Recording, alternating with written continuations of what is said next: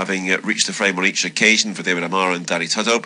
It's then 4-1 the price about single, representing Mick Shannon and Tom Eves, a beaten favourite in each of his last 2 starts at Goodwood and Kempton.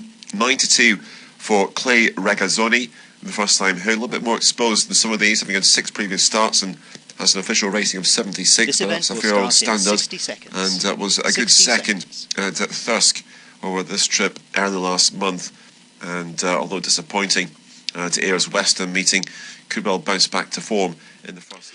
And welcome back then as we go live to Ayr once again. The runners are making their way down to the start for the third race of the card this afternoon, the 250. We continue with the Median Auction Maiden. A mile is a trip ahead of them and a field of 10 runners in opposition. Let's take a check on latest betting as they begin to assemble down at the start. And favourite here is the David Amara trained Manzo Giro, who has had a couple of starts to date and has shown a similar level of ability on each occasion. Seems versatile regarding trip and ground, and is the 6-4 marker there to get off the mark at the third time of asking.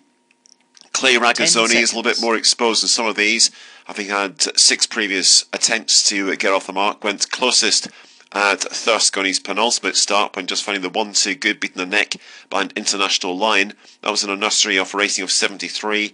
He was unable to back that up at Ayres Western meeting, finishing last of 10.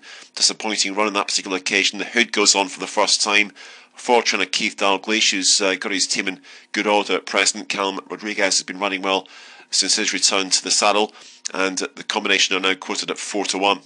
5-1 in the price about singles. Had 3 starts, a beaten favourite in each of his last 2 at Goodwood and Kempton, and will need to improve a few pounds to trouble the top 2 in the market here.